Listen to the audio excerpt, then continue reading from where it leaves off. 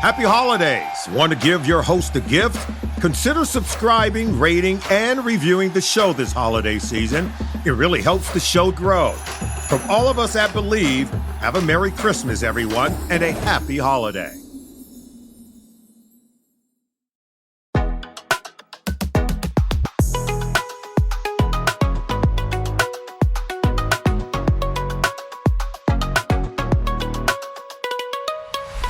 Hi friends, welcome to Dads and Daddies, a podcast about the lives and times of adult gay men in the here and now.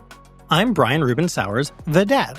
And I am Judson Morrow, the daddy. Hi, Judson. Brian, good morning to you. Good morning. Special edition, meeting up on the weekend. I know. We went 2 weeks without seeing each other, and now we've gone 2 days. Yeah. How are you? I'm doing great, man. My husband is currently in Fort Lauderdale for Pig Week. He sounds like he's having an amazing time. We have a really good friend who lives down there who he's staying with, and I am enjoying the house to myself. Yes. Yeah. And what else are you enjoying?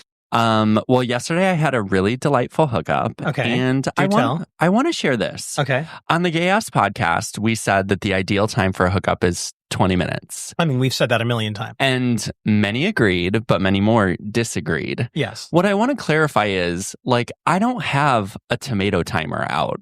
If it goes past 20, 25, 30, 45 an hour, that's great. It means that the connection is good. The chemistry is high. I had a lovely time with this guy yesterday.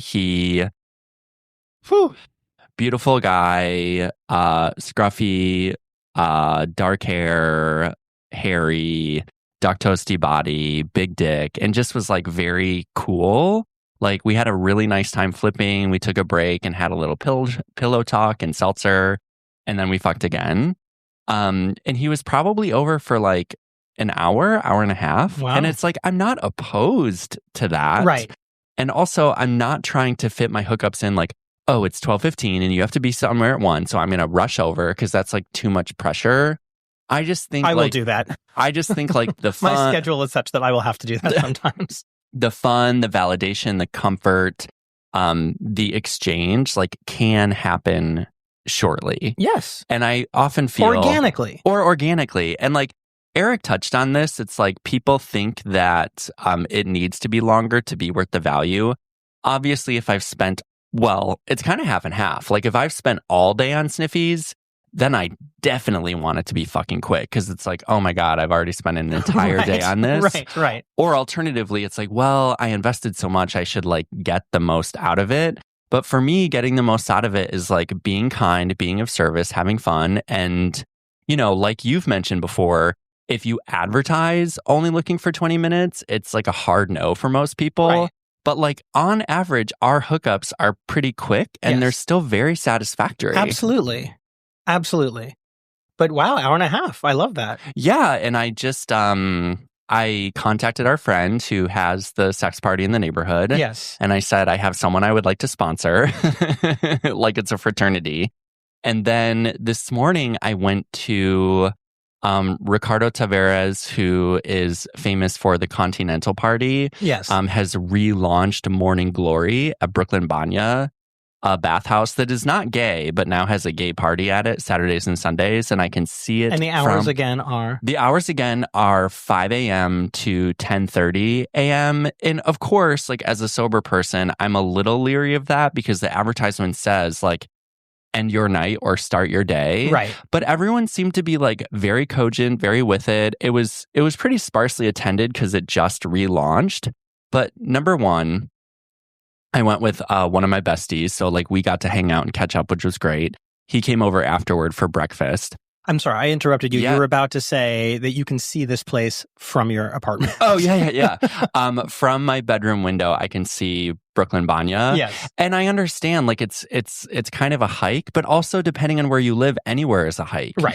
The Rainbow Playground or whatever it is called in Astoria or Jackson Heights is far if you live in Brooklyn. Hell's Kitchen is far if you live on Long Island. Bushwick is far if you live in Manhattan. Right. All of these places require a little bit of travel, but for me to start my day with a sauna, a soak, hanging out with a friend, I do consider Ricardo a friend as well. So it's like really lovely to see him. It was fucking great. And I hooked up. Yeah. So it's all there, man.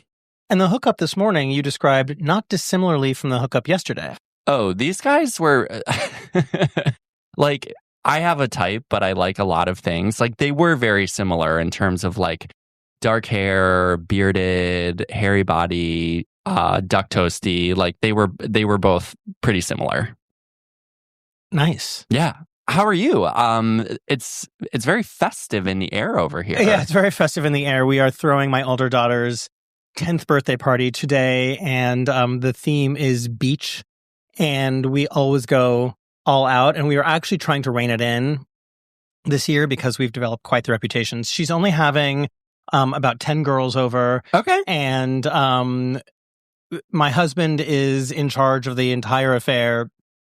He is upstairs right now making a palm tree out of balloons. He is making virgin pina coladas for all the girls. We have face masks for all the girls. Outside of that, I think it's going to be just gossiping and hanging out. My daughter wants to have a truth circle, whatever that means. Oh, God. What even is that? I'm going to find out and tell you on the next episode. But I downloaded a beach scene for the TV just to have waves going the whole time. Kind of like those, like, I actually had it on this morning, the fireplace. Right. Yes. I had that. We've got Lay's for all the girls. So, we're going to order pizza, some of which have pineapple on it. So, that's our afternoon. This sounds really, really sweet. Yeah. I mean, when I was a kid, a birthday party was like a sheet cake and playing in the yard. Oh, yeah. My daughter, of course, being from Brooklyn, doesn't want cake. She wants macarons. Oh, yes. Which I believe my husband is also arranging into a palm tree. I'm not sure. There's a macaron place in the neighborhood. Which? Brooklyn Bakehouse. Oh, yes. Yeah, they have Shout out. I can't say it without over ethnicizing. Macaron. How are you otherwise? You look really good. Oh, thank you so much. No, I'm feeling great. I am still riding high. Now, there's a topic that you and I don't talk about much. You and I have a lot of similarities. The obviously. One thing we don't discuss. What is it? You and I have a lot of similarities in terms of our approach to sex, our approach to relationships, our approach to friendships, our love for one another. But, I am a theater gay. You are theater adjacent. I am a Disney gay. You are not. And I'm also a Bravo/Real Housewives gay, and you are definitively not, I believe. But we've never talked about it. I mean, that's okay. It's like, it's outside my field of experience. I will say this, however, my very dear friend, Jordan Hurt, who is featured prominently in Owning Manhattan. On Netflix, yes. On Netflix, I love. I don't give a shit about real estate in New York because I can't afford it. I don't really care about reality television because whatever. I just have other things that I want to do. This show has me captivated. Okay. So, I get the appeal of reality TV. Chance. So, Toby, who listens to Las Culturistas, and has forever, says that early on, Bo and Yang didn't watch The Real Housewives, and they never talked about it. And then Matt Rogers got him into it, and now they talk about it all the time. There's no chance, don't worry, listeners, that this podcast will ever become a Bravo podcast.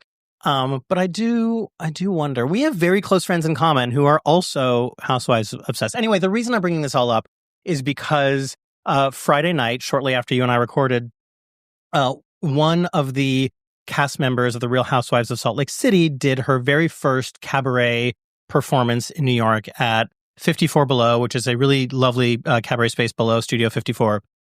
And Toby and I went with these two friends of ours.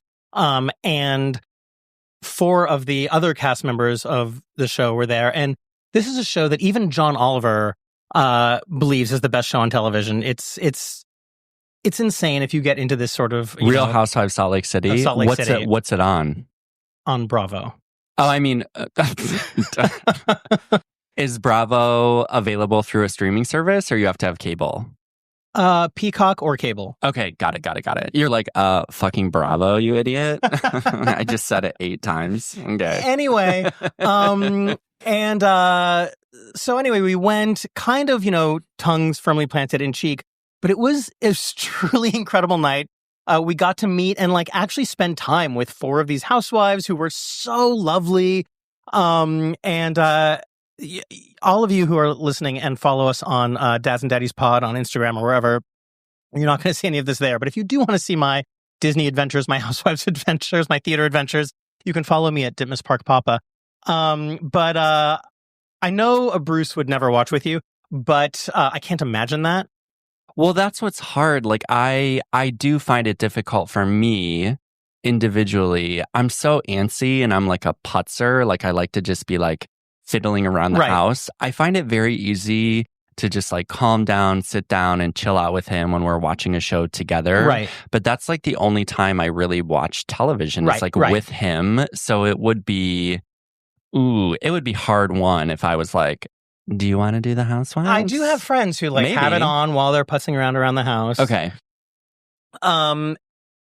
Anyway, the funny thing about Bravo is that when you meet somebody else who watches, you all of a sudden feel a deep connection because you have these like friends in common. And a language. And a language. I've been at places where I'm very uncomfortable. Like, for instance, at a dinner at my father's house with all of his friends who I have little to nothing in common with.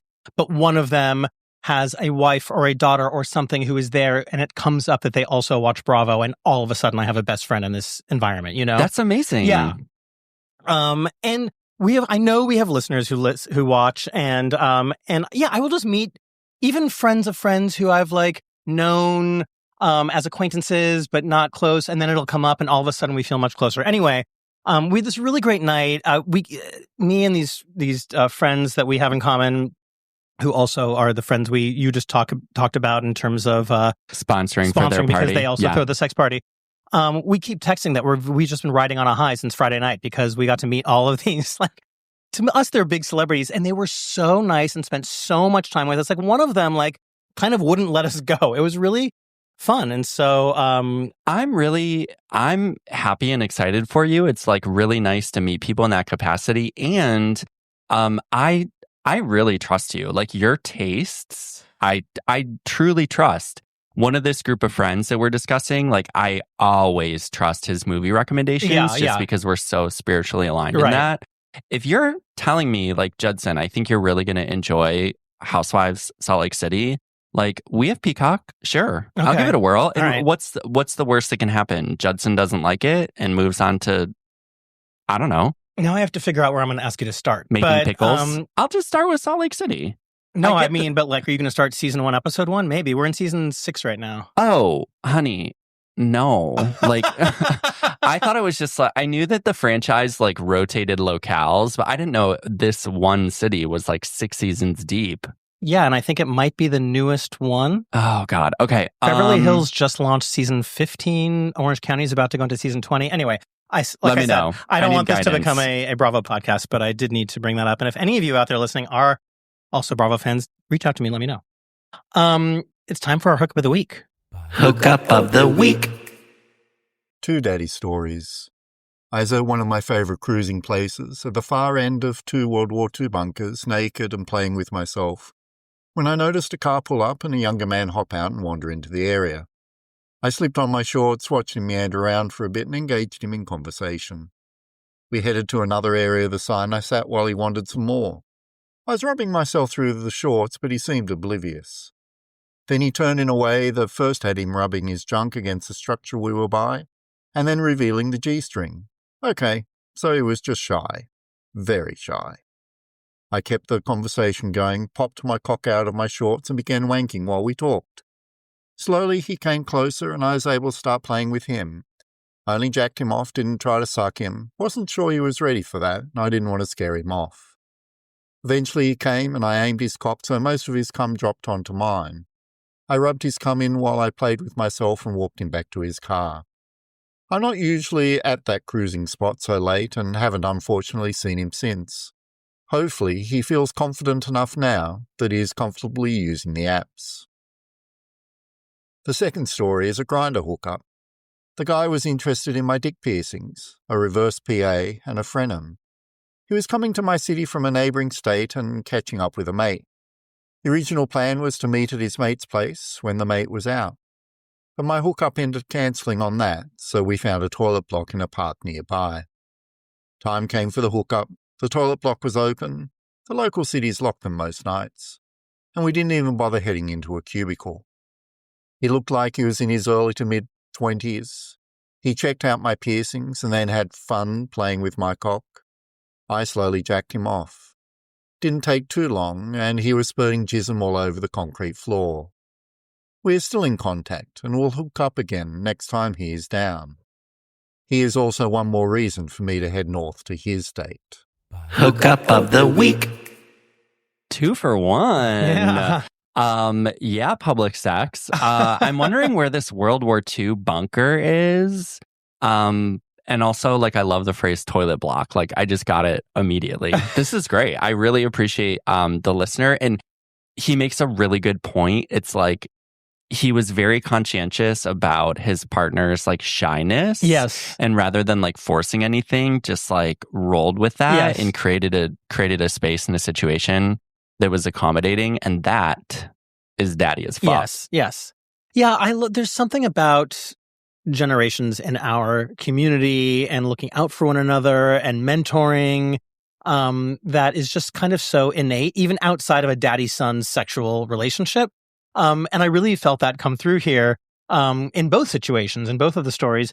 And the one thing I took most away from this, I just love his cadence of speaking. It sounded like he was reading a bedtime story. Oh, yeah. It was so soothing. I want to just pull up with a cup of chamomile tea and just have him tell me about his sex life. Yes. That was awesome. Thank you so much for sending that in. If you have a hookup of the week, please record it on your phone using your voice recorder or voice memo app and email it to us at dadsandDaddies@gmail.com. In a moment, we are going to be joined by Jimin Moon, who is a rising Broadway star. You may have seen him in the most recent production of Sunset Blvd opposite Nicole Scherzinger, where he understudied and went on in the role of Joe Gillis, and did that incredible, famous walk outside the theater that opened the second act. And he is coming with our former guest. We're having a repeat hookup with Will Wikle, who you all remember from the top of the year. His episode aired at the very top of February. And Will introduced us to our recent guests, James and AC. And I think he met James and AC through Jimin. So it's all very connected. I'll use that word. Will is such a sweetheart. I know, I'm so excited to see him. I'm really excited to see him again. And also, I just so appreciate the networking that our friends of the pod are doing on our behalf. Because it speaks to the good time that they have. They're like, no, you got to meet Brian and Judson. Yeah. So I'm really excited for a repeat hookup. It makes me feel like a good person, that I'm not just transactional. Did I tell you? So when I saw Dr. Goldstein the second time, he told me that somebody said to him, like, oh, I don't know who it was, but he said, oh, my partner was on the podcast. He's like, why didn't you go out to Brooklyn? And Dr. Goldstein said, next time I promise I'll go out to Brooklyn. That's sweet. I would love to, anyone that we've talked to, I'd like to have again. Oh, absolutely. And it's fun to come out to Brooklyn. Morning glories out here, baby. All right, we will be right back. See you soon. All right, everyone, let's talk about drinking and driving, a decision that will change your whole world. Things will never be the same once you get a DUI because legal fees, time in court are just the beginning. Getting into a crash is another way your world could be irreversibly changed after drinking and driving. Your vehicle may not be the only thing that gets damaged in that crash. You could face a life-altering injury or even death. But you're not the only one who could face those consequences. Your decision to drink and drive could permanently change someone else's world, whether you injure them or leave their loved ones grieving. The next time you're out drinking, call a rideshare, a taxi, a sober friend, or a designated sober driver. Always plan for a safe ride home. The only decision that will change your world for the better is the decision to call for a sober ride. It's never worth it to drive drunk. Don't risk it. Drive sober or get pulled over. Paid for by NHTSA. Tags Podcast, a.k.a. Talk About Gay Sex Podcast, now celebrating 8 years of sex progressive podcasting. Hi, I'm Stevie V, creator and host of Tags Podcast, and along with my co-hosts, we deliver 2 shows a week of honest sex talk.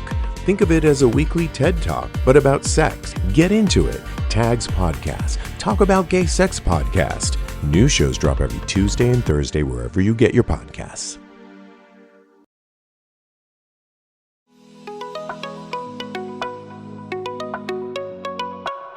Hi, listeners. Welcome back to Dads and Daddies, the podcast.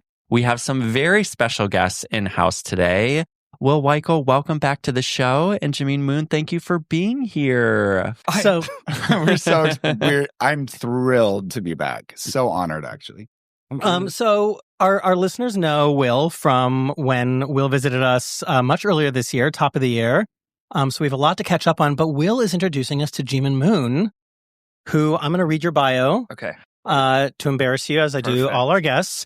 Jimin Moon is a Broadway actor and proud Korean-American theater artist. Jimin grew up performing professionally in the Sacramento region and made their Broadway debut immediately after graduating college. In the past 2 years, Jimin has performed in 3 Broadway shows: Aladdin, the original Broadway cast of Lempica, and the original Broadway cast of Jamie Lloyd's Sunset Blvd, where they understudied the role of Joe Gillis, performing opposite Tony Award-winning actress Nicole Scherzinger and walking the iconic Schubert Alley Sunset Boulevard walk. They live in Brooklyn, where they design chains for their fledgling brand, Chains by Jimin, which you gifted us today, and I'm never gorgeous. taking it off. I love it so much. Thank you so much. I wasn't planning on going out today, but now I'm like, well, people need to see this shit. Yeah, so, exactly. Awesome. He has nighttime club chains, and he has daytime. Yeah, Brian. I should say Brian has the daytime look, of course, and Judson's in the nighttime look. I love that totally. But also, I wear anything for any time. Right. Yeah, I'm gonna wear this to the office with a button up just to give like employed slut. Exactly. I make this one that has like employed slut. Oh, so.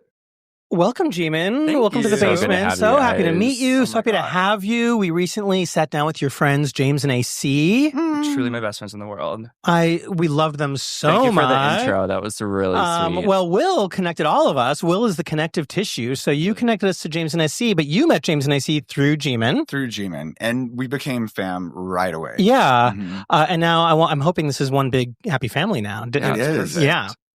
So Jimin, congratulations on the recent run of Sunset Boulevard. Thank you.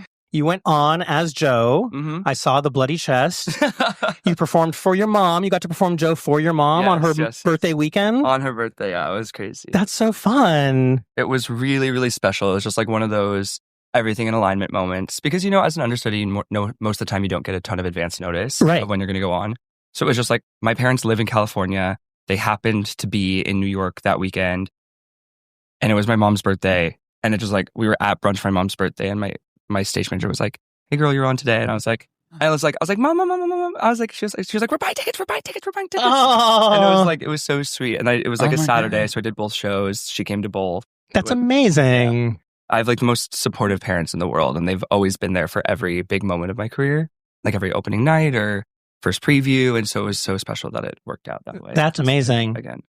So how was the Sunset Boulevard experience? Oh, it was dreamy. Yeah. I was just at one of my friend Rixie, who was in the show with me. I was just at their birthday party, and there was a group of us from the show talking about it. We were like outside, and we were like, "Oh, that was such a special experience." And in the moment, we wish we could have had the rear view mirror of it all. Now that we have, that was like, "Oh, this was so special." The group of people was so integral to like who I was for that year. Yeah. It helped me grow so much. I met like some of my best friends through that experience. And I think when you're developing a show and then it becomes this massive cultural moment, it's so thrilling to be a part of, and you get so close to those people because you're like, holy shit, like we did this thing together. Yeah. And all led by Jamie, who's a fucking genius, and Nicole, who's like the sweetest, like best person ever to lead a company. Oh, wow. It was just like everything was in alignment for this being like one of the coolest things I've ever done. I love that. So, I moved to New York once upon a time to be a Broadway press agent, and I was a Sure. Broadway press agent for many years. Famously. Famous. And still my best friends are people who I met working on shows together in my 20s. It's like, there's kind of nothing like it. So yeah, I love that for you. It was Jamie Lloyd's Sunset Boulevard. That's always going to be incredible. I'm wondering, because I see this at work too, not to remove any of like the special circumstance from like those situations, but like I'm wondering if just like in your 20s at work, that's who you roll with. Like I work for a tech company and I see that like the 20-year-olds are like very, like they are thick. They are thick in a way that like I'm not going to be as a 43-year-old. I'm like, here's my work, goodbye. And they like love to hang out with each other. Do you have like friends from your 20s, like from work? Or like, I guess maybe that was when you were on the show.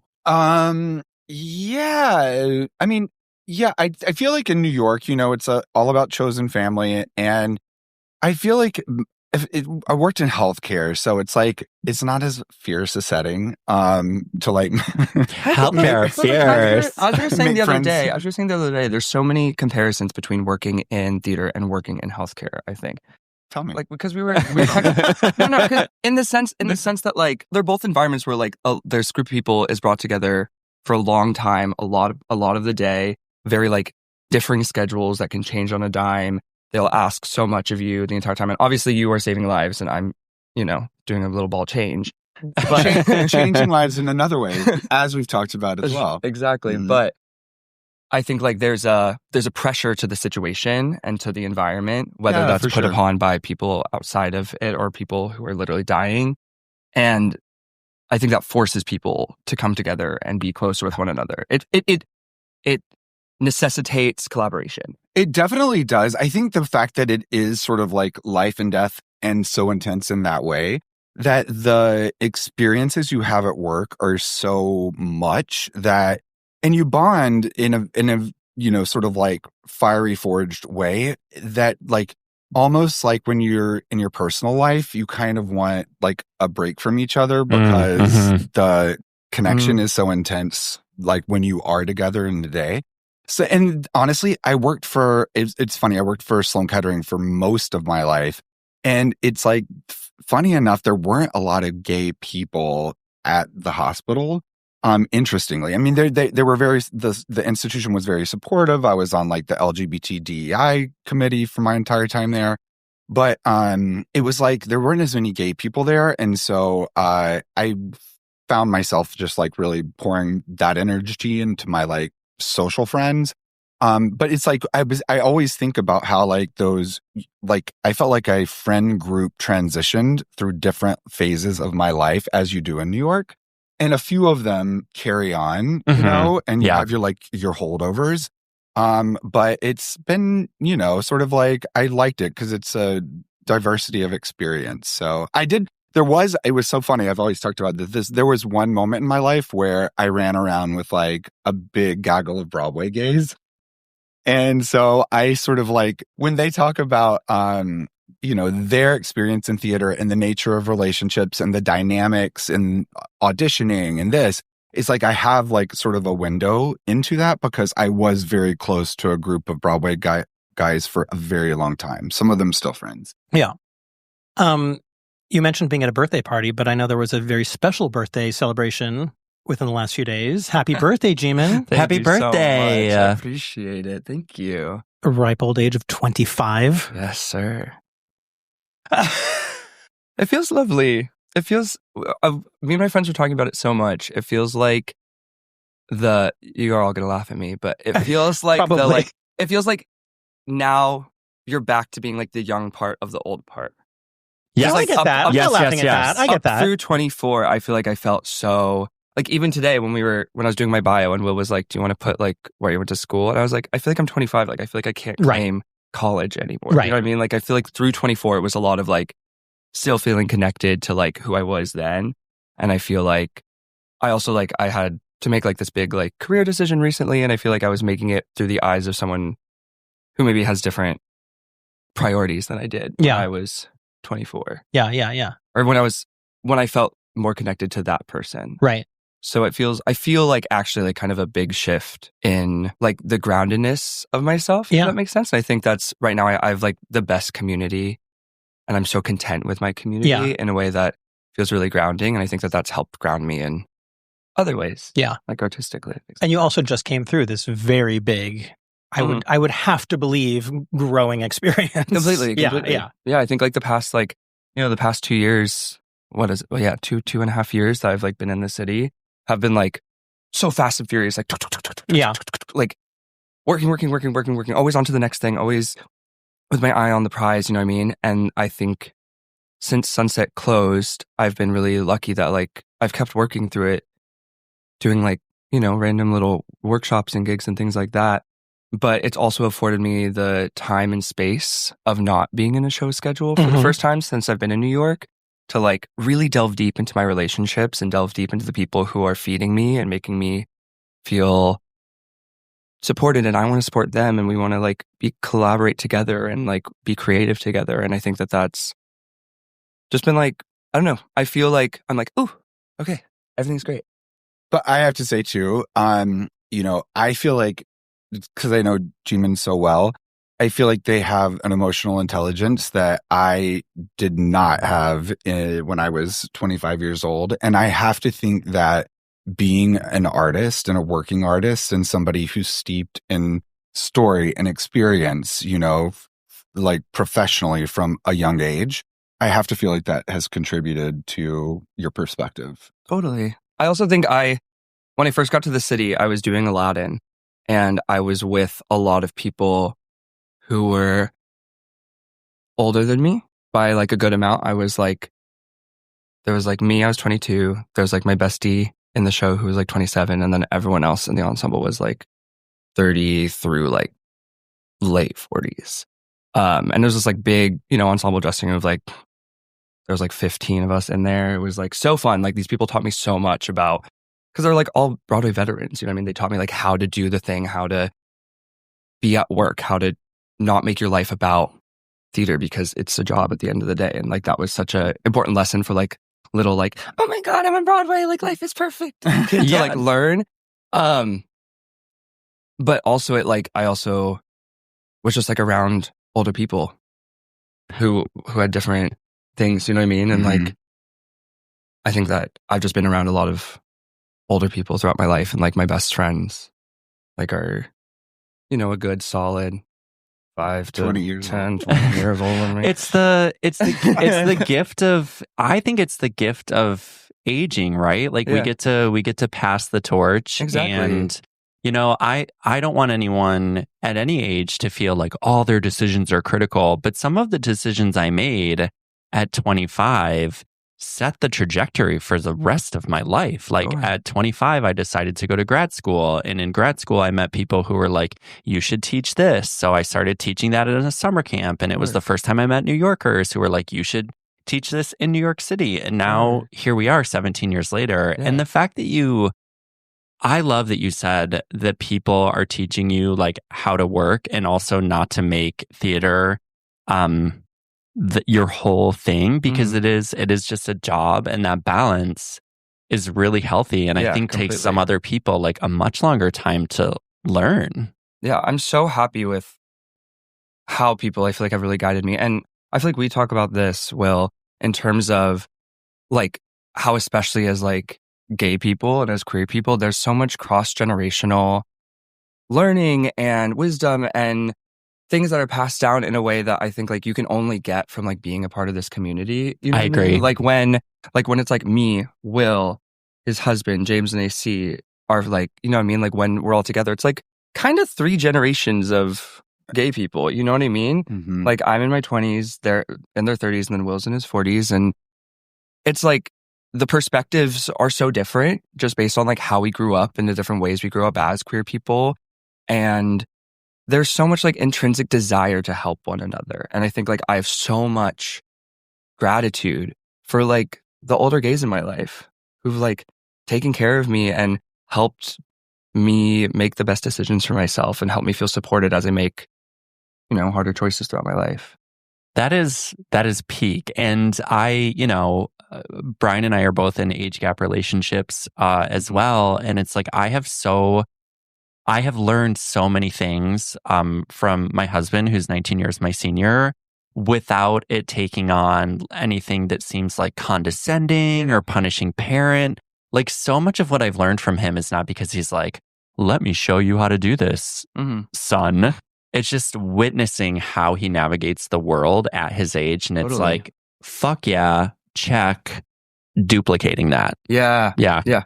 I was literally telling Will that last night. I was like, I've learned so much from you, just from like how the life that you live. And it like offers me the kind of like, not finish line because you're not finished, but like further down the path that I want to be like, ooh, I can be like that when I'm older. Yeah, a milestone. Like, a milestone, period. No, I love that. Yeah, exactly. It's like, oh, that's what life could be like when I'm older. That would be so great. I feel like I've been remiss. Yes, Will was on many months ago, but I probably should repeat a little bit of your bio as well so that our listeners who have not... I know, I feel terrible. Will leads a double life, so I'm going to read two different bios or parts of two different bios. Go for it. Right? I'm going to go to your Wikipedia page and to your Peace Park page. Well, now my Wikipedia page is there are some errors that I find so funny. It says that I'm from Bangor, Maine, which couldn't be farther from the truth, and I don't know how to edit it. I'm not going to go into that level of detail, but I will say that Will Wikle, American actor and reality television personality, best known for his appearance on the 5th American season of Big Brother. OG reality diva. Yep, the 3rd openly gay contestant on the reality series. Will parlayed his Big Brother notoriety into a gig as co-host of the Logo Network travel theme program Round Trip Ticket. Was a contestant on Bravo's sports reality series Battle of the Network Reality Stars. And Will was cast as Jasper in the gay spoof sequel, another gay sequel, Gays Gone Wild. But now I will switch over to your much more recent venture, Peace Park Psychiatry. That's right. Yes. And when I came last time, I think it was February when my episode aired. It was, That was like right after I had launched my practice. And from then to now, it's been such a massive success. Oh, I'm so happy. Yes, I'm still having to do the double duty where I'm private practice and working at the hospital. Okay. But I think probably by summer of 2026, I will be able to go into full-time private practice, which has always been the life goal for me. Congratulations. And I also wanted to mention that starting in January, I'm about to get a certification that allows me to prescribe hormone replacement therapy. Oh, wow. So that's going to be a new offering for me. And I'm really, really excited to engage because it's obviously, testosterone replacement therapy is a big thing for men, but then also I can provide like medicine for trans people who are going through gender affirmation process and for women who want to like optimize their estrogen and, so it's across the gender spectrum I'll be able to offer it. And that's awesome. I love that. Really Congratulations. Thank you. I will just read this portion of your bio. You are passionate about creating safe, non-judgmental spaces for clients to express and embrace their individual identities, deeply informed by humanistic approach, recognizing each client's unique experiences and value systems. As a proud gay man, you welcome the LGBTQ plus population and also have a keen interest in aging, men's health, sleep disorders, ADHD, anxiety, and depression. Your primary goal is to help clients achieve a foundational sense of internal peace amidst life's chaos. That's right. Yeah. Yes. And it's going very well. I love every single one of my clients. Has come to me sometimes through referrals, sometimes just through organically the search on my website. And it's been a match every single time. And I get to hear so many different unique perspectives. And it's like I'm there to help them. So the, process is all about them and removing myself from the equation. But I can't help but be personally impacted by listening to different perspectives, experiences, and it's just been, I feel like I've grown so much, since I launched the practice and it's been just so fulfilling, it's been really great. I'm so happy for you. Congratulations. I love that so much. Now, do you do, in person and remote or how do you? Right now it's just telehealth. Okay. But when I, go full time into private practice, I'm going to do an office share in the city. So for clients that want to see me in person, I mean, most people with psychiatry, the good thing is that telehealth sort of became the modality during the pandemic, obviously. But it's like psychiatry is one of those things where it doesn't necessarily have to be in person, of like course. a full physical exam. And so for my clients are professionals, they're busy people. And so squeezing it in on like a lunch break, not having to like take a 30-minute train somewhere, I think they really appreciate it. Absolutely. So, and meaning any of our listeners can reach out to you if they need your help. 100%. Yeah, I would love I love that. I would love that. I said last time that I was on, this has been, and I say this very genuinely, since I did Big Brother until now, this has been my favorite media experience. You're so sweet. Thank you. That I've ever participated in. And it's really honestly only because you two create such a safe space. But the feedback that I've gotten on social media from your listeners has been so genuine and so kind and connected. And I've had like these amazing back and forth exchanges. And it's just felt so like rewarding and fulfilling on all the ways that you want something like this to be. So thank you. Well, thank you. So when you were here in February, we asked you what your daddy issue is, as we ask all of our guests, and we will eventually ask Jimin today. And you, speaking of growing over the year, you said to us that you wanted to come back on to speak about how you've grown and how Jimin is very much a part of that. So do you want to elaborate? Or do you both want to elaborate? Well, I have to start by saying, because I wanted to add on when you were talking about Sunset Boulevard, my intro to Jimin, which was my husband happens to be like, you know, we all have our gay divas, and mine is Brittany, top number one. Oh, Brittany is my assigned pop diva. I was just talking about her this very morning. Right. NSYNC's fucking Christmas song came on, and I had a buddy over for breakfast and skipped through it. And he was like, why did you skip that? And I was like, you can't love Britney Spears and at all like NSYNC. They're incompatible. Oh, yeah. Anyway, keep going. Sorry. plug for Britney. Discuss. So my husband's pop diva has to be Nicole Scherzinger and Pussycat Dolls in general, the collective. I saw them open for her on the circus tour. Right. Oh, and it was like a triple bill one time of Nicki Minaj, Pussycat Dolls, and Britney, which is absolute heaven. Oh, for I didn't me. get Nicki. That's like a holy trinity for me. Yeah, that's legendary. Yeah. So my husband is a big Nicole fan, and so obviously when Sunset was announced, and I'd been following it in the West End, so I wanted to see it too. But I knew that it was like tickets were an essential present for my husband. So I'd seen on a theater trip from school, I'd seen the original with Glenn Close. Yep. And, you know, although I find Sunset, I'm sure it's like, you know, fascinating for the people who enjoy it. I find the show a little hard to follow. And the music doesn't necessarily like vibe with me. So I if it had been a more traditional production, I guess I would have saved Nicole was in it. We'd have seen anything. But so I wasn't as thrilled to see the show. But I was thrilled to take him and thrilled to see Nicole. But I got there, and whenever my husband and I go see a show, I'm sure you and your listeners will like identify with this experience where you open your Playbill and you head right to the ensemble and you're like, where's my favorite hottie? Absolutely. Who am I going to be watching? Who in this did you fuck? Right. Or would like to? Yeah. Boom. Yeah, because that happens sometimes too. Do you know Casey Garvin? Yeah, of course. Yeah, I mean, I couldn't pay attention to chess because Casey Garvin's chest was the star of that show. Well, he's the arms of Broadway, like famously. Oh my God. Okay. Anyway. Yeah, so Brian, similar experience here. So we got there late and we didn't have a time to even look at the Playbill. So I was already But you didn't need to. I was already bummed out. And so, you know, the show starts and the ensemble comes on and like it was like lightning like crashed through the building and like split me open. I was like, who is that?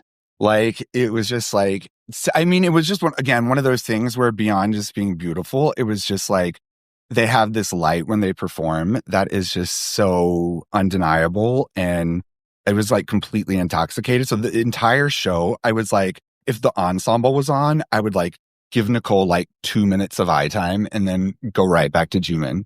And I was just like, this is one of the most beautiful people I've ever seen, just like top to bottom. So then we're on the way home. And of course, my husband's driving and I'm like internet stalking.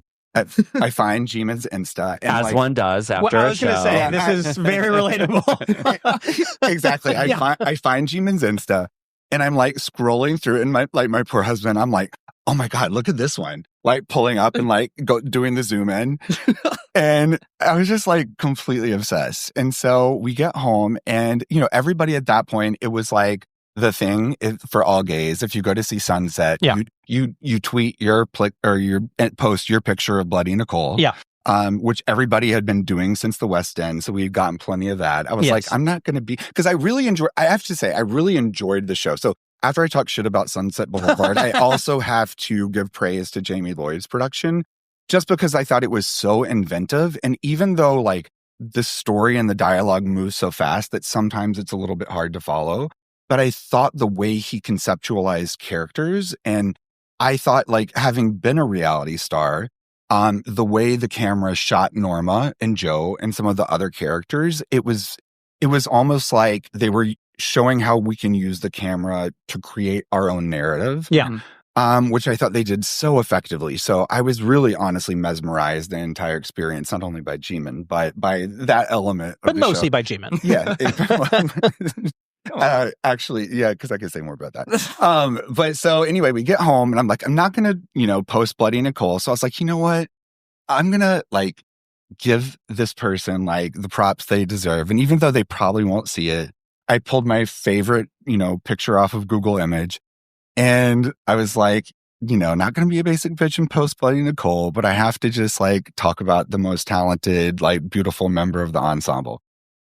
And, normally back in the day when I was like doing media, it was like I could, pretty much just like I knew somebody who knew somebody, right. Like I could probably easily make a connect.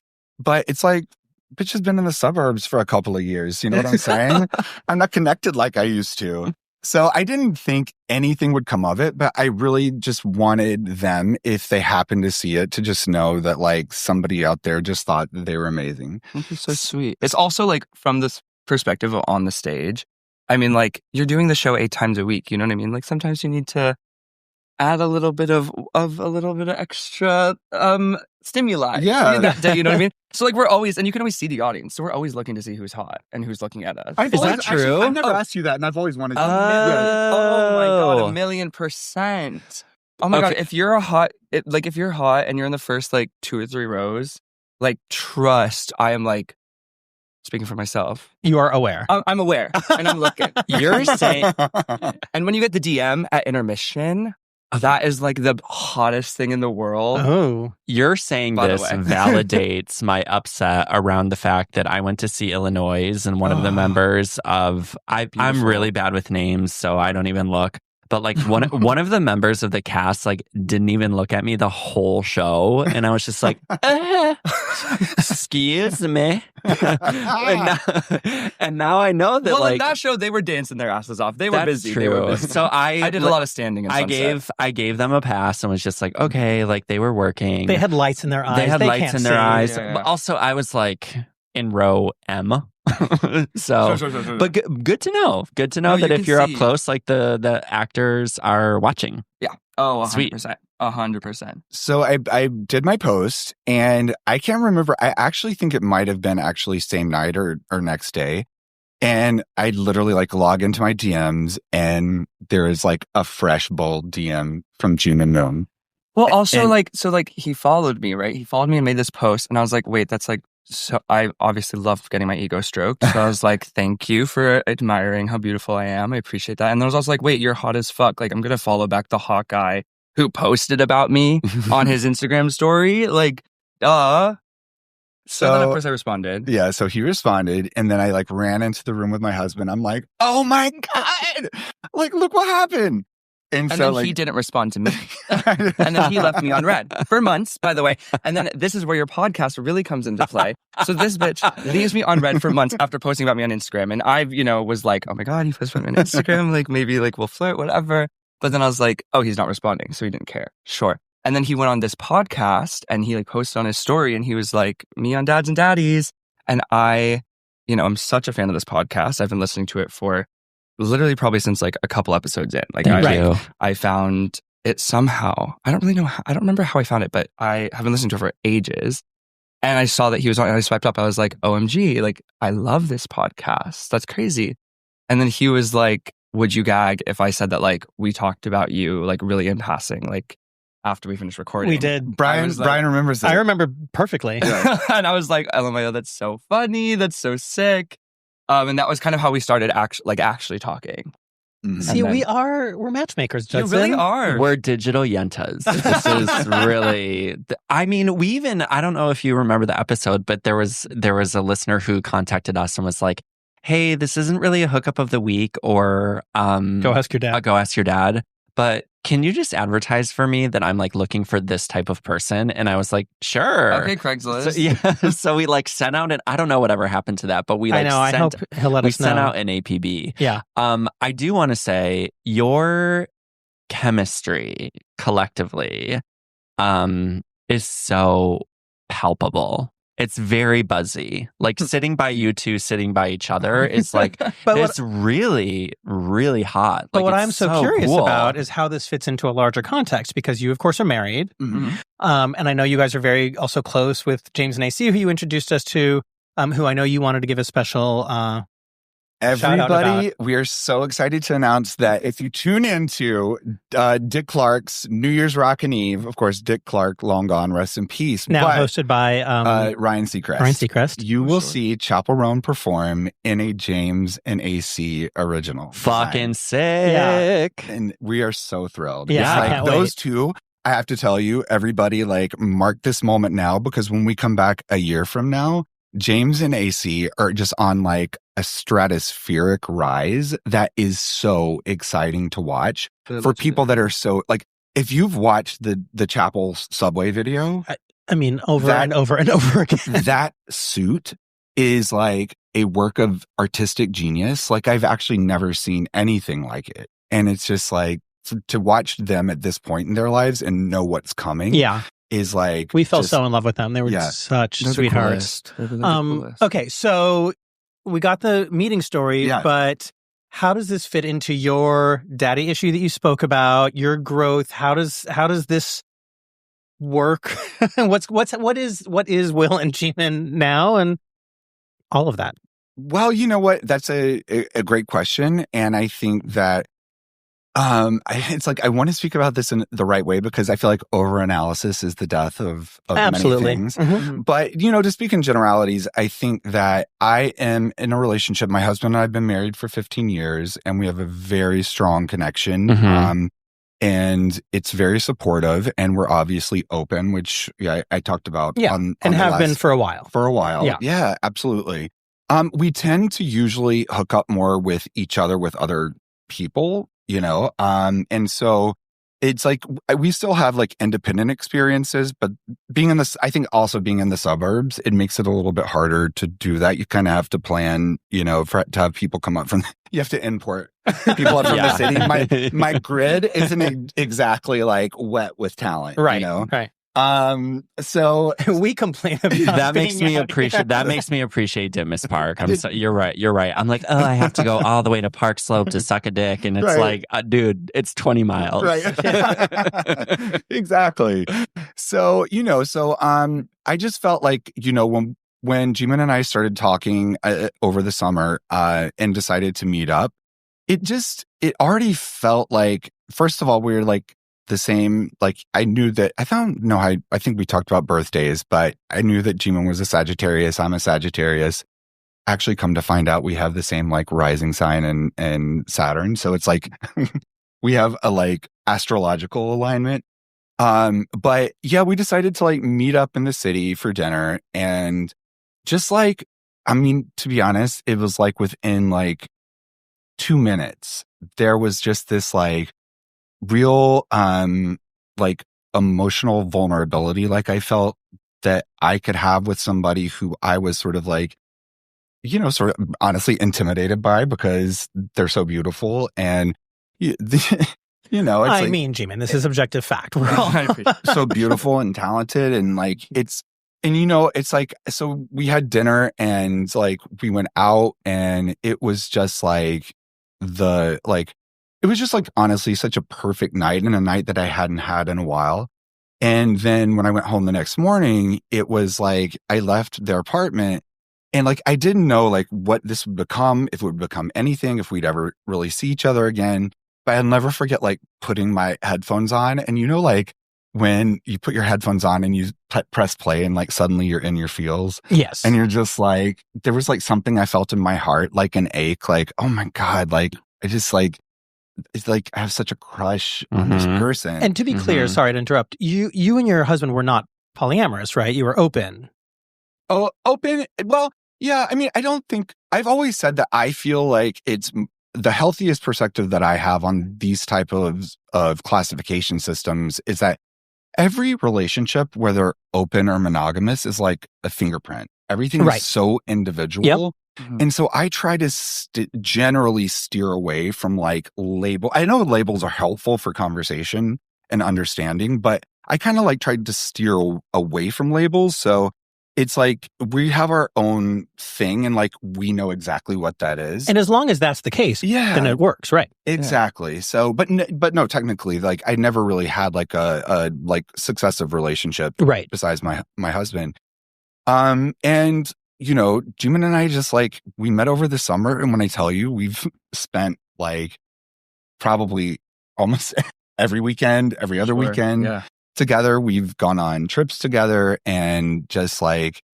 it's been such a rewarding experience. And so I just will say that like what I've come to understand and what I think I wanted to share with your listeners is, you know, there can be different types of relationships that, you know, it might not be your life partner, like in terms of, you know, the person you're married to, because Jimin's also, I believe, can speak to this, looking for their life partner too, in a sense. Yeah, sure. At some point. And, but it was like, there was this immediate, like, sort of like bond. And I feel like the best way to describe it is like, if you put like a paternal sort of connection and like put it in a blender with like emotional romantic and like press puree. And that sort of like, you're puree. Yeah, that's beautiful.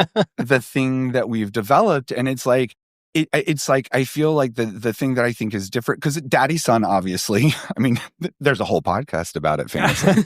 But the daddy son dynamic in porn, you know, in sex, even if it's just like casual sex, is like obviously a very commonplace thing. But to develop something with somebody that is romantic and that is like paternal in like not just a you know, professorial sort of way, but like a mutual, like, because obviously I'm learning so much from them, from their perspective as a 25-year-old. And it's like, you know that you can build something that can be set to last for life, but not have the pressure of being like, you know, we either need to decide to like leave my husband and get married, or like, but oh my God, Jimin's face right now is which was so never. Yeah, No, it's never ever tea. Which was never tea. But I'm just saying that like it for people listening, it's like it's something you can create something that's safe and permanent, and that will go the distance. And even if like, you know, our relationship changes in different ways over time, I know that I'll always be a part of their life, and they know that they'll always be a part of mine.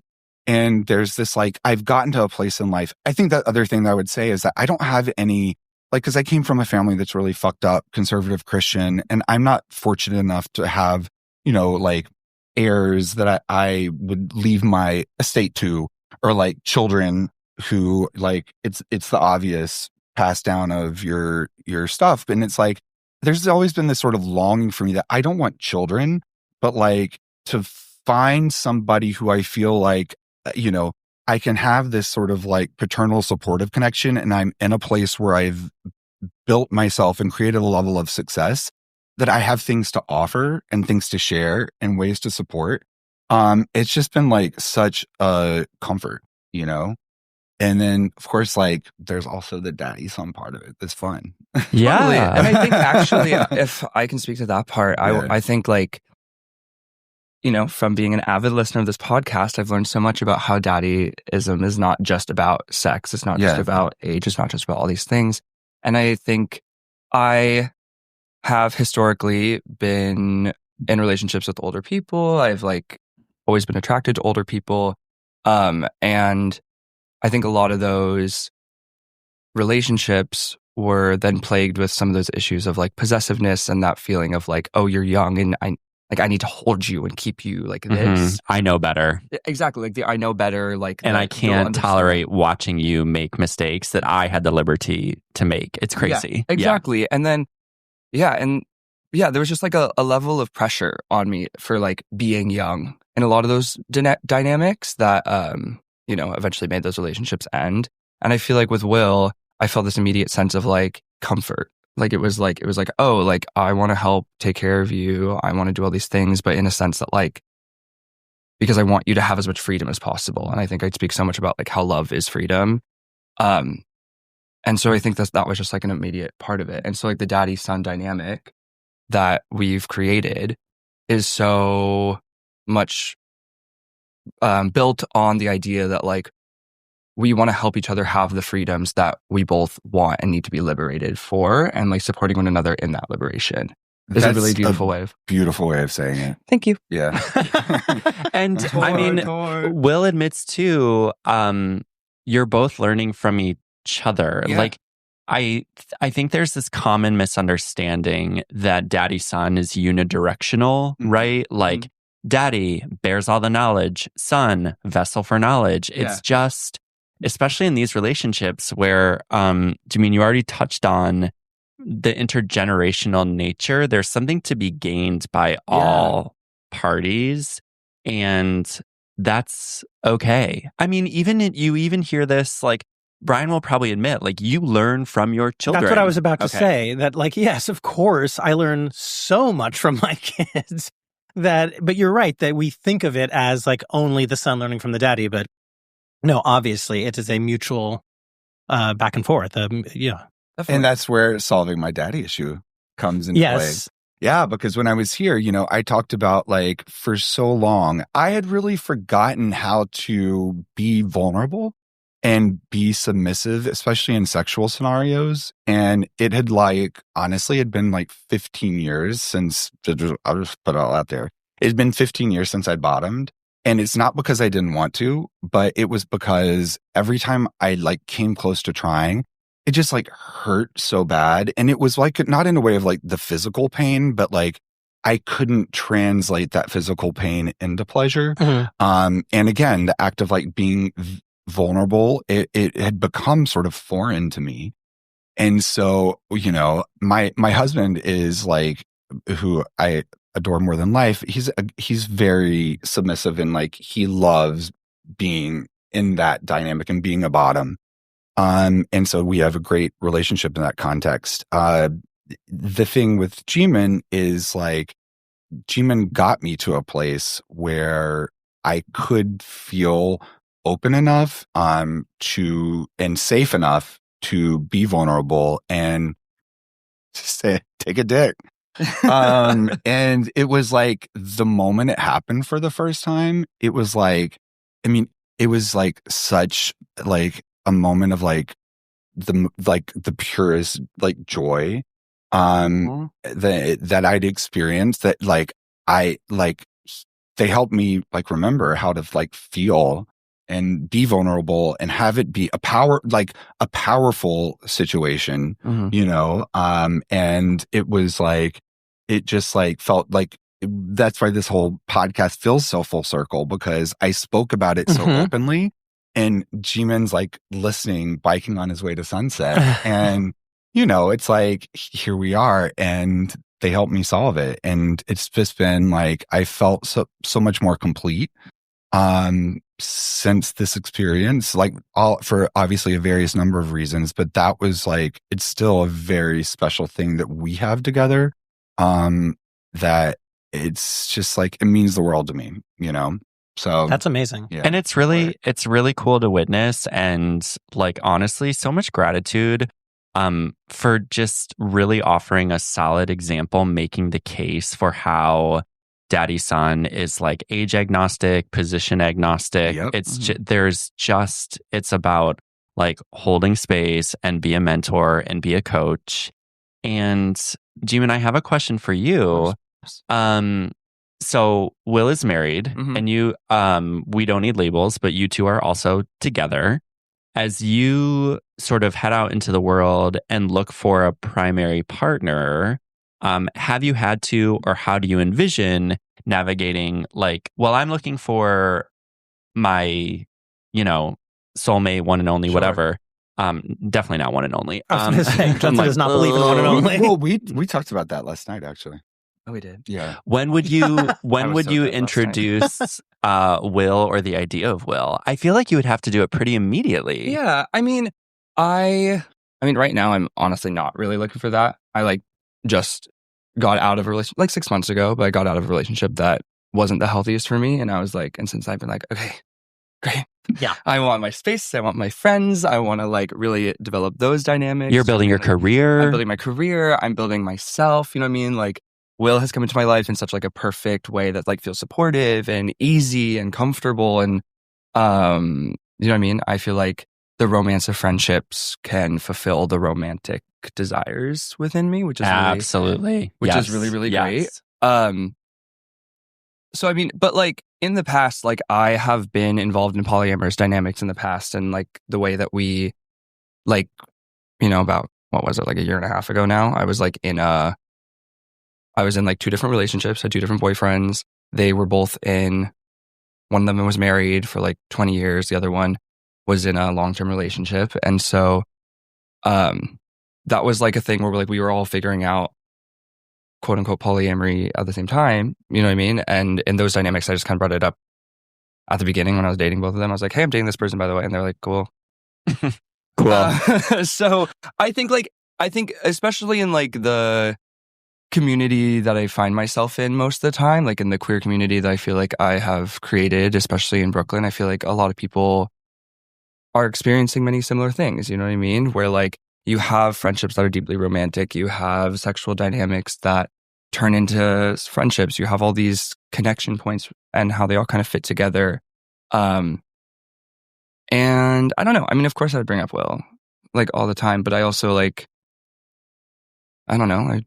I hope that whoever that person is for life is someone who is a friend, and then they get to know me and they get to know me as a friend, and then they get to know Will as being one of my friends and being this figure in my life. That's and also I think that's the responsibility that I understand that my role is always to be supportive and to never ever have the thing that we've built stand in the way of their personal, sexual, romantic fulfillment over the course of their lives. And Jimin has other relationships, currently that in terms of that sort of have not the same thing as us, but have a similar romantic element. And but if the thing is that again, it's hard to define because it just feels so known and safe, and it would that when it's when you establish real love with somebody and that there would never be anything that either of us would do to destroy each other's happiness and deliberately. Yes, right, deliberately. Yeah. No, but I've always talked about I can't put a finger on how or why we developed it, but that very early on, I just knew Toby would always take care of my heart. And because of that, because I knew my heart was always safe, the openness is not even a concern. Why not? Why, what I always say is why let this concept of cheating ever get in the way when I know that he's always going to care for my heart. Mm-hmm. Right. Yeah. So what I want to express appreciation for is, how open and honest you guys are about just what you were saying about fingerprints and relationships. I think that we get a lot of comments from folks who don't listen to our whole episodes but see our social media and get a little irate about how we talk about relationships. But I think that's coming from, having been raised in this heteronormative idea of what a relationship can be. 1,000%. And it's so limiting. But to realize that there are so many iterations that can work that don't necessarily fall into that, that binary, that dyad. And I just love that what you guys have is probably really foreign to so many people, but it is so clear to us that it is works and is real and is meaningful and is fulfilling and all of those things. Yeah. And it feels so easy. Yeah. Yes. And that, it's great. And I think like, that's when I think you know it's right. Totally. And I think like also generationally, I think like, I feel like when I've discussed what this is with like some of like friends of like different ages, you know what I mean? I feel like I get drastically different responses of like, oh, interesting. Or like, okay, whatever. Yeah. You know what I mean? Yeah. I think, like some people are just nonplussed. Like, yeah, some people are oh, like, you're polyamorous in Brooklyn? Sure. No, truly. It was like, cool, bro. It was like a year and a half ago when I moved to Bushwick and I shaved my head, came out as non-binary and was in a polyamorous relationship. I was like, how much more of a fucking like stereotype can you be? No, truly. And so you mentioned having supportive parents. Are they fully aware of your relationships? Oh my God. Wait, first, let me say, just from the outside looking in, Jimin's mom is like, I mean, gay mom goals of the year. It's like she's when everything we tell, well, that's another thing. Like dab and queer as folk. Oh God. Yeah. Actually, yes. When we share stories of like our like respective experiences growing up and like mine contrasted to theirs is just like Jimin's mom is like, you know, Jimin, I felt comfortable coming out very early, and your mom like, his mom like took him to get his like first prep visit. Gave him Pokemon condoms. Gave me get prep gave them when Pokemon I was 17. condoms. Wow. Yeah. She said, get your ass to the doctor. Get that medicine. Yeah. I mean, wow. Yeah. No, because she loves you and wants you to be safe and protected. No, 100%. And she also wants me to have like the freedom to, you know, do what I want. Yeah. I feel very trusted by my parents in a nice way that like what I'm doing is what's best for me, which is great. That's incredible. Yeah. Well, to compliment to them too, because the goal of in my head as a non-parent of parents is to teach their children critical thinking skills and independence. Yes. Yeah. / like how to be a good person. Like, and so many other value systems just like get in the way of that. It's like, well, you're this and they're not this, therefore this conflict. It's like, dude, why?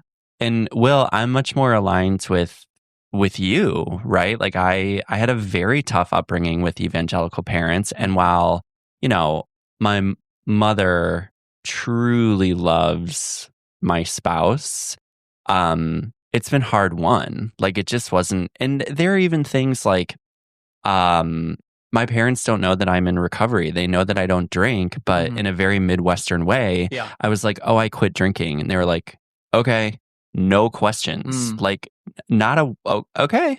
Yeah. Okay. Yeah. Sometimes our parents just aren't part of they can be really good people and you can love them, but they're just not of your circle of support. And that's okay. And it sounds like your mom is like definitely top tier, intimate, completely. Right there. Yeah. I had a therapist who like tried to be like, I had a therapist like in the last year who I then, you know, stopped going to see because he was like, I don't think your mom has your best interests. And I was like, girl, what? I was like, the one thing you are not going to do is come from my mom. Oh, get my mother's name out of your mouth. Name out your fucking mouth. And I was like, and I'm not coming to see you anymore. Goodbye. Thank you. Yeah. Wow. I was so sorry. No, it was just crazy. I was like, I was like, that's my mom. But you're still dating him? No, I'm kidding. Exactly. And that was Will Wikle from Park Psychiatry. It was not. But when you have that sort of launch, I think we're talking about that's where like the generational difference comes in. Because the ability to participate in things that are more fluid and like understand that like marriage isn't a prison. And there's so many different ways to experience fulfillment and growth and connection.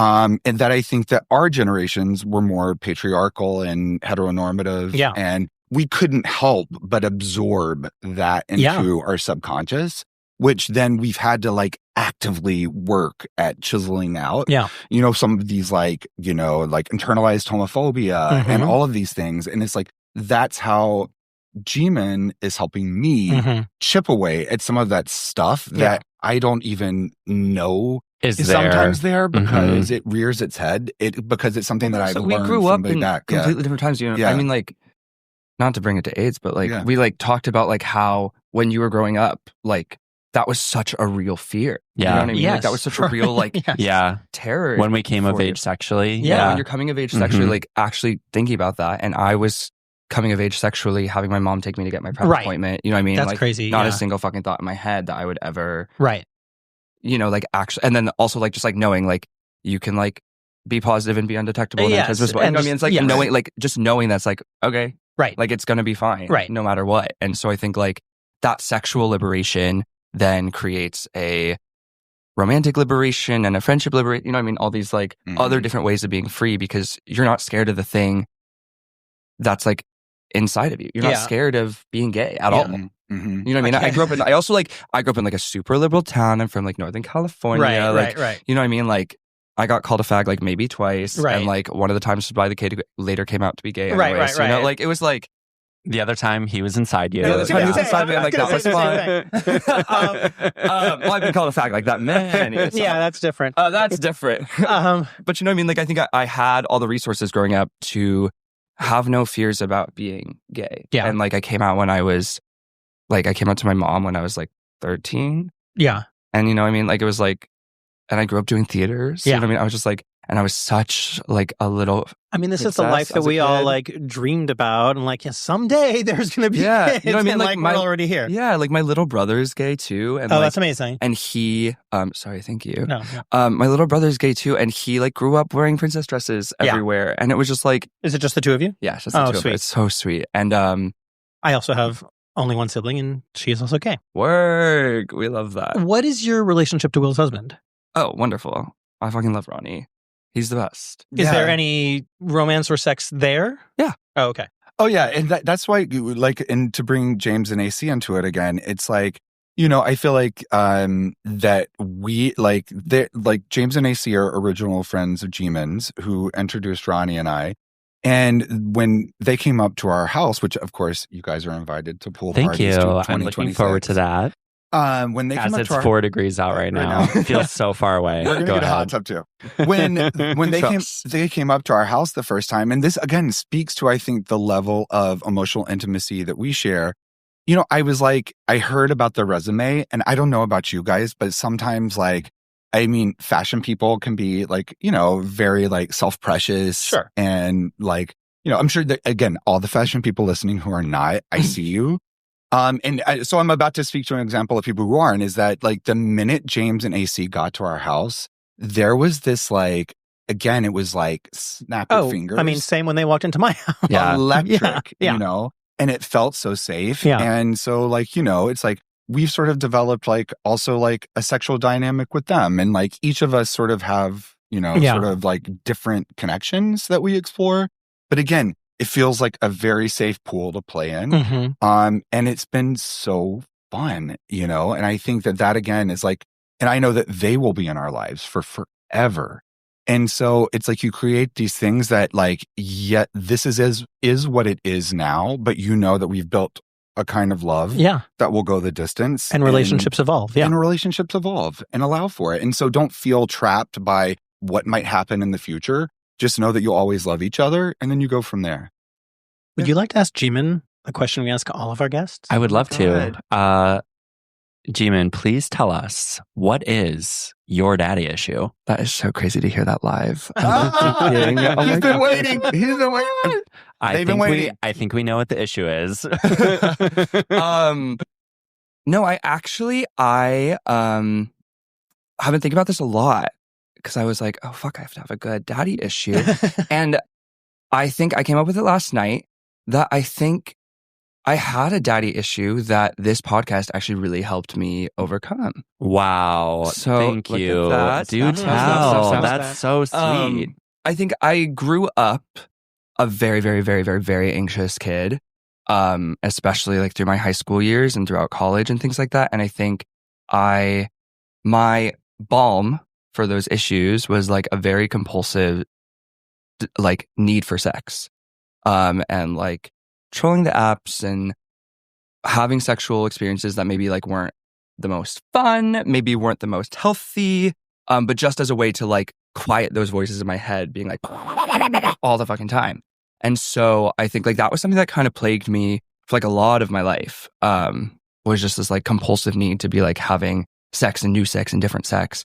And when I started listening to this podcast, I remember on one of the episodes, you guys were talking about how like when you're pulling up the apps as like, you know, just in any case, when you're looking for sex, Are you doing it because you're actually horny and you want to have fun? Are you doing it because you are stressed out? Are you doing it because you're bored? Are you doing it because you need validation? Are you doing it for any of these reasons? And just like taking a look at yourself and reminding yourself why you're doing this.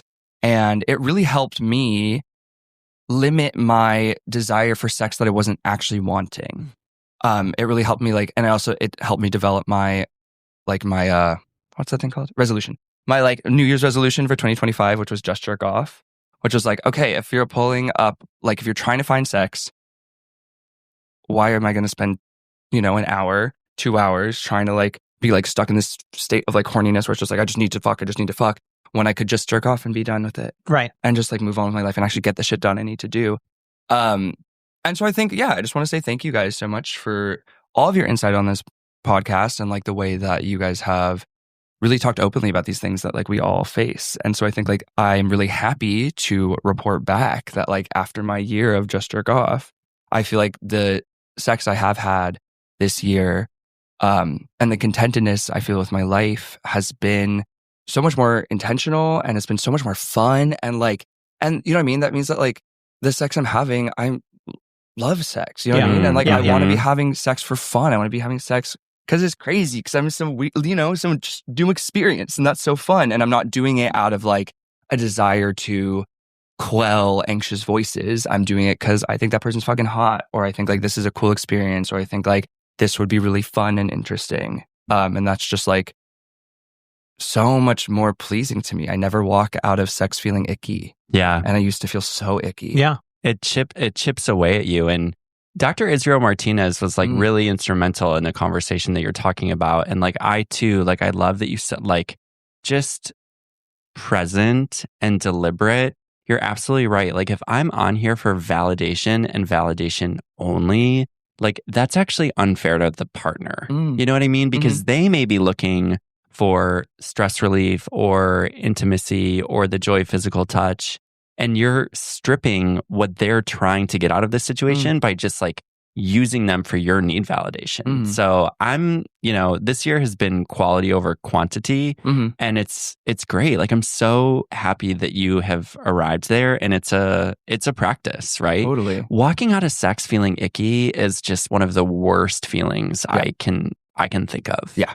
Because it's like, and it's so common. Yeah. It's soulful. Yeah. You're like, I went against my gut and it turned out just as badly as I thought it would. And that makes it doubly worse. Yeah. Yeah. Cool.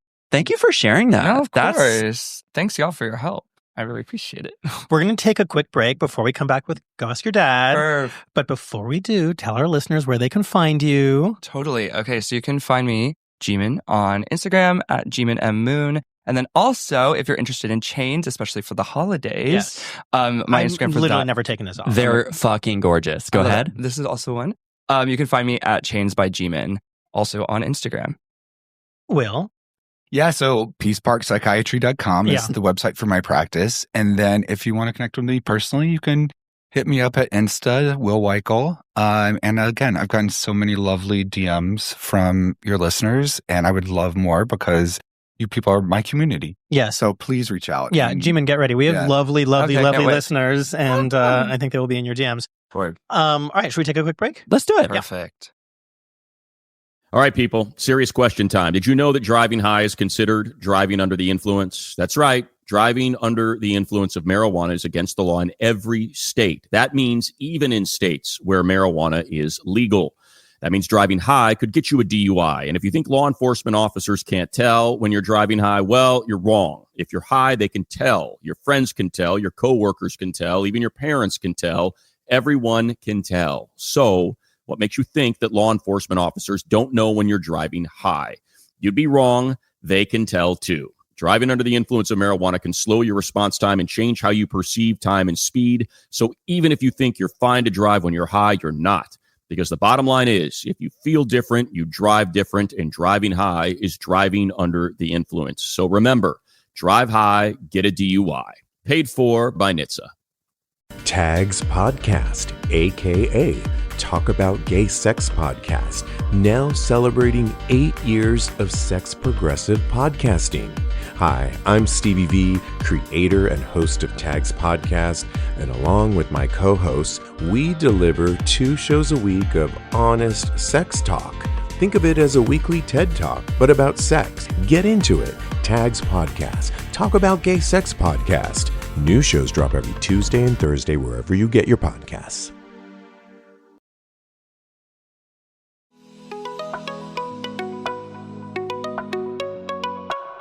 Hey listeners, welcome back to Dads and Daddies. We have arrived at Go Ask Your Dad, where we address listener-submitted questions. As a disclaimer, neither Brian nor I are mental health professionals. However, Will is one. So we've got one in the house. Here is the Go Ask Your Dad question. My question is around my current open marriage with my husband. We've been together for around 6 years and have a family. We're best friends and truly each other's better half. However, we deviate heavily in the sex department. Don't get me wrong, we have amazing sex, but my husband is insatiable. Our openness came from a place of exploration. I was always open to play in groups, threesomes, if I was involved, but monogamous outside of that.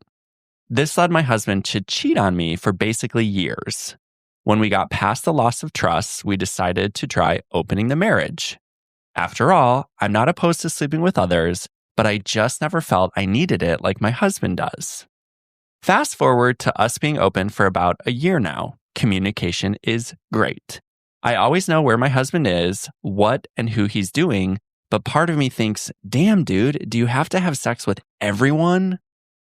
When I'm feeling comfortable in my openness and leave from a great hookup, he's already had 6 or 7 dudes in him in a night and more planned for the next day. So basically my question is, was I gaslit into a situation that was going to happen with or without my approval anyway? Or am I being a jealous baby? Should I take this open communication as a win and just deal with what he's doing, even when he's going a little off the rails? I don't think you were being gaslit because it seems that this is open and honest, and gaslighting to me involves dishonesty. Mm-hmm. I think likely, yes, this is something that your husband needs, and so it's good that you have become open and honest about it. I personally have been in a situation where, I have been in a situation where I have felt that Toby is much more active than me on the apps, and he has much more freedom in his day. But I also just think he does have more of a desire for it than I do. And for a while, it would make me jealous, not of the other person, but just like I've talked about this before. If I heard Toby was having a hookup, then I needed a hookup. Like I think there was a lot wrapped up in that in terms of like, I also needed to be validated. I also needed to know that I was found as sexy as he's found. But over time, I've just come to realize that he and I have such a great connection and such a great sexual connection. And I have so much going on in my life that I just don't have the time that he does, the freedom that he does, and that whatever he's doing is whatever he's doing. And if it's not balanced with how much I'm getting it, that's okay with me. It's really fine. And when I want it and need it, I will find it and get it. There's so many ways to do that. But I've tried to stop letting it be a numbers game and just like, it is what it is. Like he's living his life, I'm living my life. The whole point of it for us is freedom. And so he has the freedom to do what he wants to do. Yeah, I think in the way that the question is worded, I'm curious because I feel like the majority of like the exposition, you sound like you're like, we have great communication. There's great things happening. We are talking so honestly and freely. We're so open about it. I know exactly where he is. And then at the end, the questioning kind of makes it seem like you maybe have deeper feelings there than you're letting yourself express. In the sense that like, if you're having this open communication and you are actually okay with it, and I also agree that I don't think you were gaslit as far as the information that I'm aware of with how open and honest you all were about this. I think if you're actually okay with it, then that's okay. And I think if it's just a matter of like the numbers of maybe you being like, oh, like you can have a deeper conversation with being like, hey, like, why do you feel like you need to be having 6 or 7 guys in you a night in order to feel satisfied? Is there something there? Is there maybe like a compulsion there? Or is it just because, hey, I was feeling horny, I wanted 6 or 7 guys to breathe the shit out of me? But also, is that a conversation one should be having with themselves? Like, why does it bother me that they are having that many hookups, right? Like, we say like you can't control somebody else. You can only control your own reaction to that person. Like, if that is bothering you, is it because you're feeling like, for me, I'm speaking from experience, when it was Toby, I would think like, oh God, like, I need to know now that I am found as sexy as he is. He finds it so often and so easily. So it would just make me feel lesser about myself, not in terms of my relationship with him, but just as a sexual being on the apps, And so I would need the validation just to feel like, okay, I'm hot too. And so like, are you dealing with your own issues around it that have nothing to do with your husband? But I also, I think two things can be true. Like, I think you need to, yes, have this conversation, say like, what is that about for you? But also, what is that about for me? Yeah. Totally. And I don't think you should ask your husband in the sense of like, punishing him for this. No, of course. But like just like honest like curiosity. Yeah. Being like, girl, what's tea? And like, also in a low-key moment, not a heated moment. Of course. But just being like, hey, like I'm curious about this thing. Because I don't feel the desire to have 6 or 7 guys in me a night. So just like out of curiosity, what is that fulfilling for you? Yeah.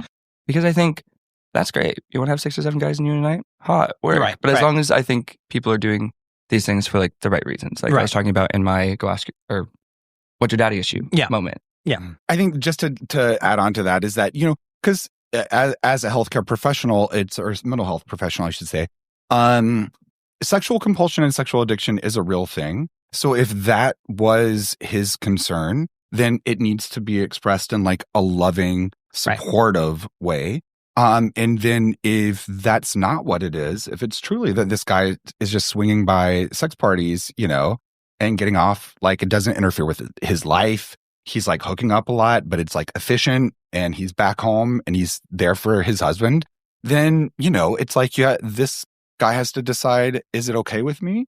And if not, like, because at the end of the day, if it's still a loving, connected partnership that is going to go the distance, then this shouldn't stand in the way. Yeah. Like you said, he needs to ask himself what his issues with it really are. Right. It is true for me that one can cheat in an open relationship. And what I mean by that is simply, I deceived my husband for years as a crystal meth addict. And I'm not saying that drugs are anywhere near this story, but the loss of trust, like the issues are in the tissues. Like you can get over like some of the biggest hurdles, but some of the behavior just kind of pops up. Like if my husband doesn't hear from me for 3 or 4 hours at a time, regardless of like what I'm up to, or even if I told him where I was going to be and what I was doing, he checks in. And that is a situation that I have created for myself through deception. So I agree. You probably are over like the biggest trust hurdles, but there might be something underneath the surface that like a genuine curiosity and caring would help alleviate.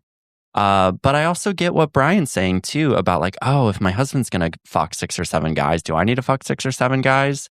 I'm in a position where I'm like, oh God, please go fuck 6 or 7 guys so I can like stay at home and make pickles. Exactly. It's all about the freedom. And it sounds like you guys are on a really good trajectory to have this kind of conversation. What I didn't hear Brian say that I would like to incorporate here, only because Brian, you've mentioned it before, is as long as our, let's call them like escapades, hookups, sexual experiences, in agreement to our marriage, outside of our marriage, are not interfering with family time, it's okay. So if there is also an issue of like, hey, he's out fucking people when I want him to be home watching Owning Manhattan with me, like cooking with me, or just like know that he's here, like that's a conversation that you can bring up too. Yeah. And it's not tricky, because also it's like you don't want to seem like you're limiting his freedom in any way. But also for all of us at this table, the relationship is principal. and primary and of foremost importance. So I think get that clarified might be helpful too. Yeah, totally. And again, speaking from the professional perspective, it's like, anything can become an addiction. Any behavior, any substance.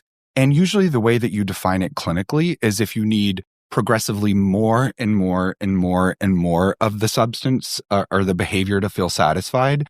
And then if, like, to your point, if it starts to interfere with your life, your ability to engage in your life, then that's when you need to have some of the, tough conversations with yourself, maybe look for help.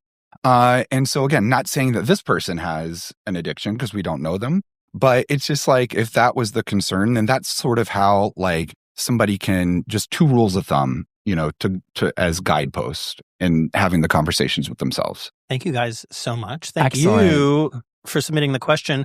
So we don't do this often, but I actually want to try one more question because I realize we have one that is strangely relevant. Okay, I'm 23, about to graduate college, and have recently been seeing an older couple, 37 and 40.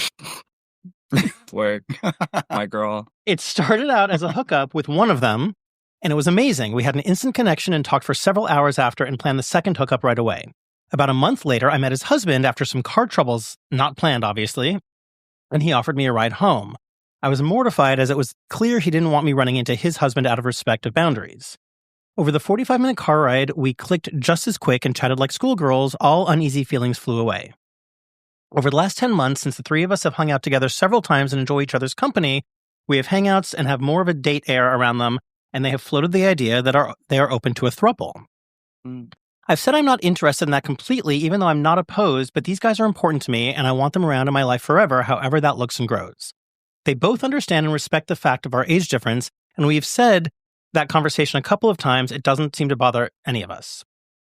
I know they make me happy, and I want them in my life. Should I move forward with the throuple, or is there more complications to this that I may not be thinking about? What are your thoughts? Well, I mean, I think for me, like we were talking about earlier in our dynamic, I think like I don't require a label in order to feel something and in order to feel like something is stable.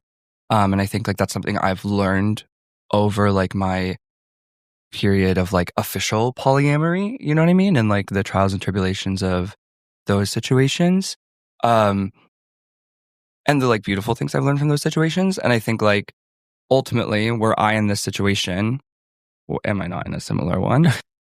I would be like, okay, girl, this is what it is. I don't feel the need to like nail this down as a throuple. I don't feel the need to nail this down as we're just friends. I just am happy living in the gray area. But if that's not okay with you, if you are someone who wants a label, because labels can be very safe and secure and make you feel comfortable, and that's great too. I think, okay, go for it. Read a book. I actually have a very interesting question to ask Jimin that I think we sort of like touched on last night, which is, having grown up in a liberal environment, a very supportive environment, and then come to New York and have been able to participate and grow in these kind of amorphous, changing dynamics.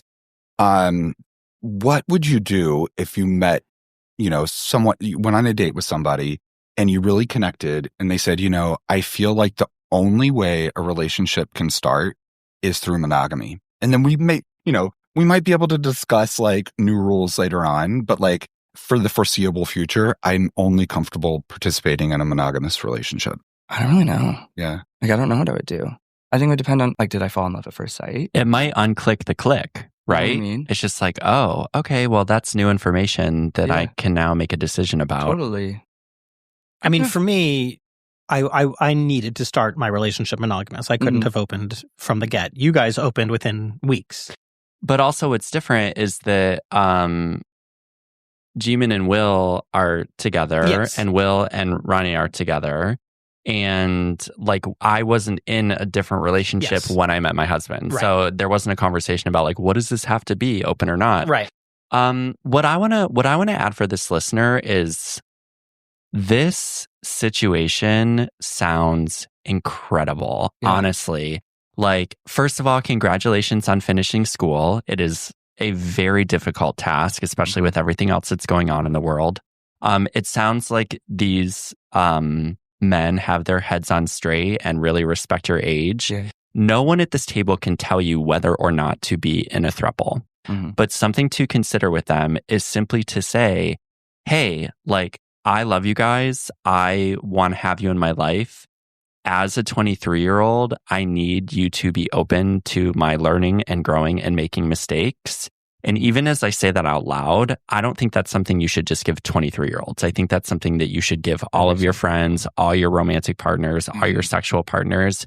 And honestly, as the more experienced, the 37-year-old and the 40-year-old, not that that is better or worse, it's just that experience comes with age.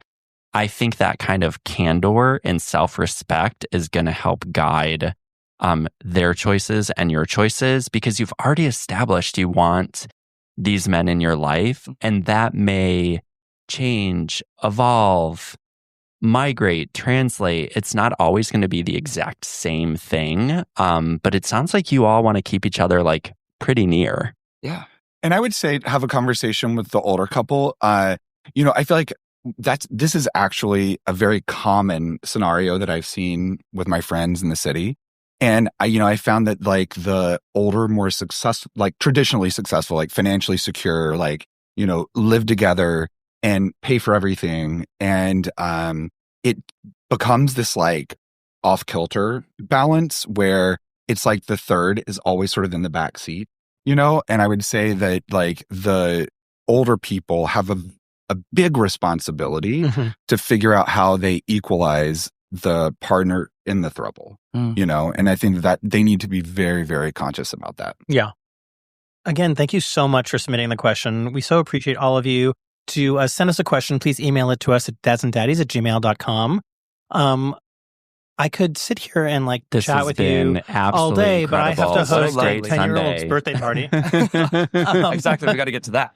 A beach-themed birthday party. One of the last things I wanted to add, because it's something that we talked about on our last episode, please, is I talked about how I'd never been to like an organized sex party. Oh my God, have you gone? Yes. Since that episode on Pride Night, my husband and I went to a sex party that we found on Sniffies. And it was such a positive experience. Oh, good. So glad. Great. Time. Good. And what kind of expectations did you go with? Like, I'm going to be proud just to show up. The end. Oh, you know what? I think that this was the time to do it because I've come to a place personally and my relationship is, evolved to the point where it was going to be no experience that wasn't safe. And so we happened to go to a party that we found on, like I said, Stiffies. We were like about to go to Horse Meat Disco and we only had one ticket. We couldn't find another one for less than $350. So we're like, scratch that. And so my husband was like, well, let's go on Sniffies. So we went on Sniffies and we found this sex party called The Den. And it is primarily a party for people of color. Okay. But it was advertised clear in the welcome that all races, all body types, all ages welcome. Right. But that was actually something interesting that we walked into that space knowing that we needed to be conscious of, being respectful. And I think that it was like a very like you're a guest. Yeah, exactly. Yeah. But it was like a very like from the minute we got there, it was like we found our peeps, you know what I'm saying? Yeah. And we found our peeps.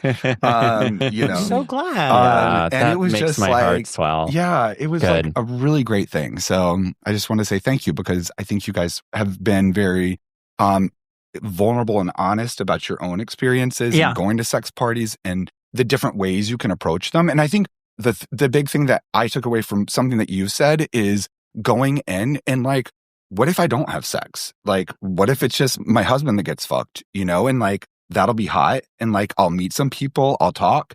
And so there's no pressure. I'll be proud that I went. Yeah. But you also fucked. Yeah. Oh, okay. Okay. I also fucked, but I met somebody. So one of the first guys that I talked to, he was really sweet. And he talked about, it's something that you guys have talked about too, where he was like, this is the third like sex party I've been to tonight. And I like haven't like seen any great sex. And I was like, that whole thing that you've referenced before about like, even if it's not you, like that like compulsive feeling about like, seeing people that are really hitting it off and really just like having an amazing fuck sesh is so hot. And so there is that going on too. And it was just like, And you're like, well, let's create that for other people. yeah, absolutely. Let's let them walk out of Yes. this party saying, that was really fun sex to watch. Yeah. That's awesome. Thank love you. that. I'm glad you made it. Thank you all for listening. One more time on Instagram On Instagram at Jimin and Moon. and Will Instagram, Will Wikle. and Peace PeaceParkPsychiatry.com. Yeah. Thank you guys so much for doing thank this. you, Brian. Thank you. Such a pleasure. Our Um, pleasure. Thank you I for really hope having us. I say this, but like I really hope we're all family now. Yes, Oh, of course. We'll see you on the good. 21st. Yes. And all right, well, thank you all for listening. We love you and appreciate you all so much for all of your support, your kind words. Please do leave some more of those kind words on Apple. Leave us a review there. Leave us a rating anywhere. We really do appreciate that so much. As of this recording, we're at 249 ratings on Apple. So can somebody just push it up to 250? 5 stars. Stars, bitch. And visit our site, dadsanddaddies.com. Sign up for our newsletter. Get some merch. Yes, get the merch. Jimin looks looking very cute in a Go Ask Your Dad cap. Thank you. Yeah, holidays coming up. And yes, for now we will say goodbye. Thank you so much for being with us. Bye, everyone. See you in a week.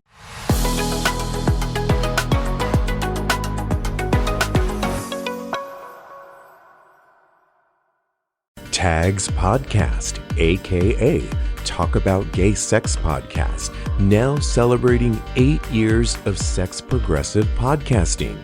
Hi, I'm Stevie V, creator and host of Tags Podcast, and along with my co-hosts, we deliver 2 shows a week of honest sex talk. Think of it as a weekly TED Talk, but about sex. Get into it. Tags Podcast, Talk About Gay Sex Podcast. New shows drop every Tuesday and Thursday wherever you get your podcasts. Happy holidays! Want to give your host a gift? Consider subscribing, rating, and reviewing the show this holiday season. It really helps the show grow. From all of us at Believe, have a Merry Christmas, everyone, and a Happy Holiday. If you like the show, please take a moment to rate, review, and subscribe. It really does help the show to grow. Thank you for listening.